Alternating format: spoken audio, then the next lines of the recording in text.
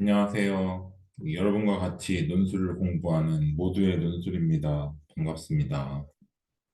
2022년을 결산하다 보니까 이게 서울대학교 교직원만큼 언급하지 않고 갈 수 없기 때문에 오늘은 서울대 교직원 논술 시험에 대해서 간단히 알아보고 여러분들이 어떻게 준비를 하면 좋은지에 대해서 좀 내용을 업로드하고 있습니다. 서울대 교직원 시험이요. 기존 시험이라든지 아니면 다른 교직원 시험과는 완전히 그 판이하게 다른 특징을 갖고 있어요. 그러니까 물론 제 블로그나 유튜브를 모두 보시는 분들은 알고 있겠지만 그 교직원 시험이라고 하는 거는 유형이 세 가지가 있어요. 뭐 물론 디테일하게 나누면 더 많을 수 있지만 뭐 크게 나눴을 때 세 가지입니다. 첫 번째가 제시문을 활용하고 문제를 내는 유형. 자, A라고 하겠습니다. 두 번째가 문제 자체가 굉장히 긴 유형이에요. 어, 문제가 길다는 건 여러 개를 시킨다는 게 아니라 최근에 대학 교육은 어떻게 그렇게 변하고 있고 어떤 상황도 일어났고 이러한 상황에서 이 내용을 작성해 주세요. 이런 식으로 제시문의 역할을 반영한 문제다. 이렇게 이해할 수 있고요. 세 번째는 문제만 간단하게 물어보는 유형이 있어요. 그러면 선생님, A와 B, 그리고 C가 있을 때 A와 B의 유형은 같은 형식이 아닌가요? 라고 할 수 있겠지만, 이 A의 유형에서는 할 수 있는데, B 유형이 안 나오는 경우가 있는데요. 그게 뭐냐면, 제시문이 이런 식으로 여러 개가 나오고, 이걸 반영해서 문제가 나는 경우가 A 유형의 확장형 문제라고 할 수 있습니다. 혹은 이 제시문이 글의 형태로 나타나기도 하고요. 표라든지 통계, 그리고 그래프, 뭐 이런 등등으로 약간 메타 텍스트의 성격을 갖고 있는 것도 포함이 되기 때문에 A와 B는 근본적으로 다른 문제고요. 서울대학교 교직원만큼은 A의 유형을 따르는 유형이다 라고 볼 수 있습니다. 이건 형식이고 두 번째는 주제입니다. 자, 교직원의 시험에서 아주 일반적인 사회 시사 문제가 나는 특징이 서울대 교직원만큼 충실하게 반영나는 것도 없어요. 그러니까 예를 들면 설악산 케이블카 설치 논란에 대해서 자료 제시하고 교직원 시험 문제로 낼 수도 있고요. 이번 같은 경우 22년 하반기 같은 경우는 유기견의 현황에 대해서 알려주고 여기에 대해서 협력해야 되는 기관이라든지 이런 걸 물어보기도 합니다. 그러니까 굉장히 교직원의 시험의 주제에서 좀 벗어날 수 있다. 이게 서울대 교직원의 특징입니다. 그러면 선생님, 그 교직원 시험 보는데 그 문제를 왜 내나요? 라고 할 수도 있죠.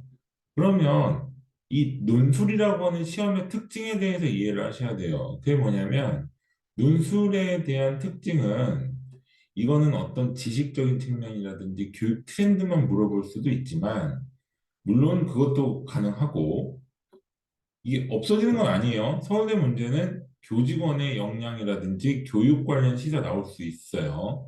그럼에도 불구하고 이런 문제가 나는 것은 논리적 사고력을 측정하기 위해서 내는 거기 때문에 여러분들도 그 문제가 이 문제의 특성이 있을 때 그 특성에 맞춰서 준비하는 분들이 굉장히 좋다는 얘기죠. 그래서 서울대 교직원을 준비하는 분들에게는 제가 무슨 문제가 나올지에 대해서 예측하려고 하지 말고 어떤 문제가 나오든 간에 내가 대응 역량을 키운다는 목적으로 준비를 하셔야 된다라고 항상 조언을 해왔고 그렇게 준비를 해왔거든요.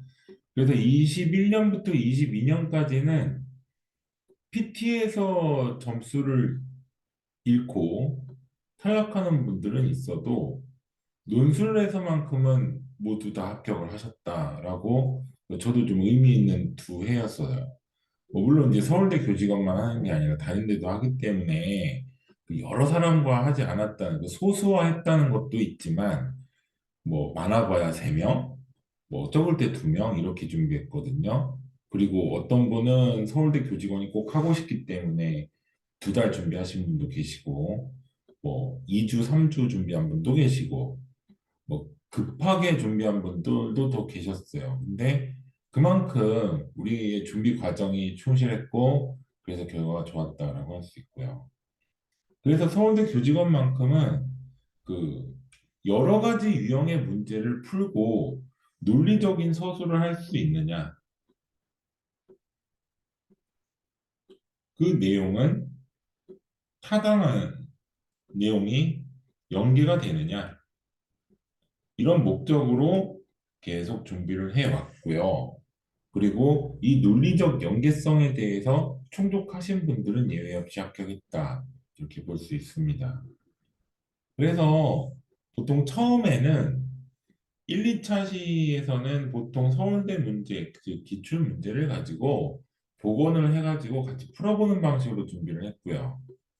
그리고 3회차부터는 일주일 전에 문제를 좀 미리 보내드리고 초안을 받아서 이것을 채점하고 첨삭하는 과정을 거쳤어요. 시험이 다 다가오잖아요. 그러면은 실제 모의 논술처럼 정해진 시간 안에 그 정량이 정확하게 쓰는지, 본인의 언어로 어법에 맞게 쓰는지, 내용에 충실한지, 논리적으로 타당한지 등등을 실제로 모의 논술 과정에서 초안을 가지고 채점을 하는 방식으로 좀 진행을 했었고요.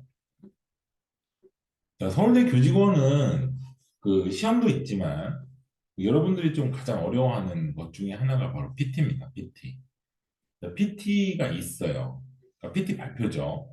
그러니까 서울대 교직원의 특징은 언어의 효율적인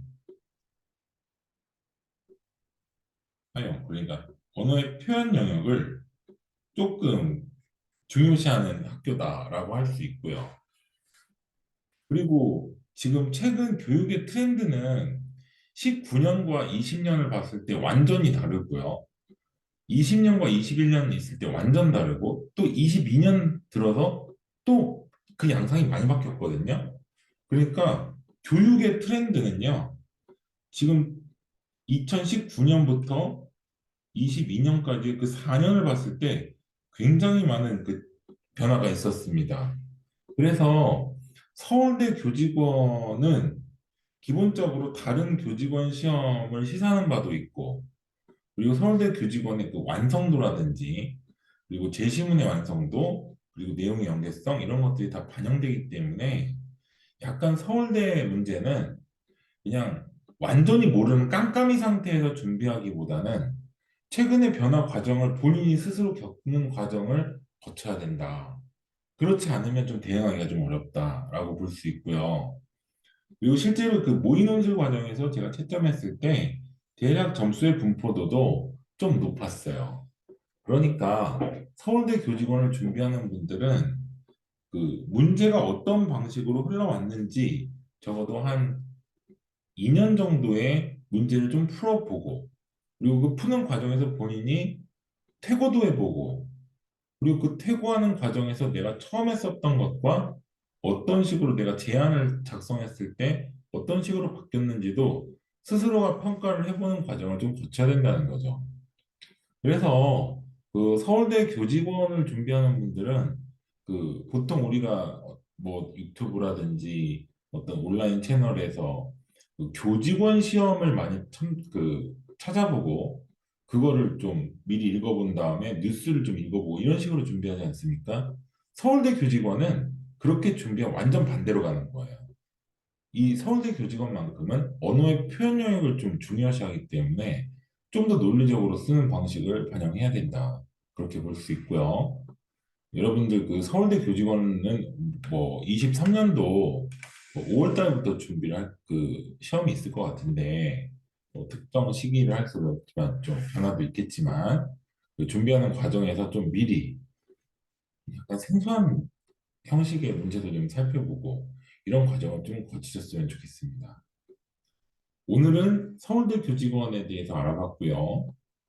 여기까지 하겠습니다. 감사합니다.